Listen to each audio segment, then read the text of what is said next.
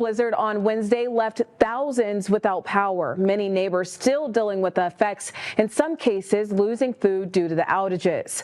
But thanks to help from our community, they are able to restock on the important necessities. At the Heartland Hope Mission, neighbors are getting everything they need with the help of volunteers and caseworkers.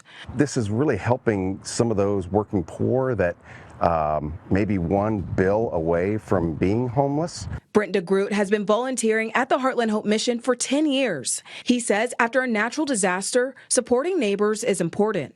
And it's really a blessing for us to really be here to serve and help and do those sort of things for them as well. The Heartland Hope Mission is able to provide neighbors with ready-to-eat meals, frozen foods, non-perishables, and clothes. Families, they have a very tight budget, right? They budget how much they have for groceries every week.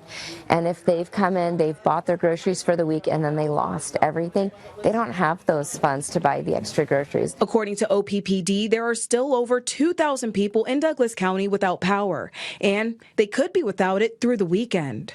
If neighbors are looking for a way to help, you can drop off food donations at the West Omaha and South Omaha Heartland Hope Mission locations. You can also visit the website to sign up to volunteer. It's great to really see what the folks that are recipients are saying. You know, really, they love to see somebody that's actually helping. They say thank you for volunteering, and it's really. Heartland Hope Mission will have another pantry on Tuesday from 6:30 to 7:30 p.m. at its West Omaha location.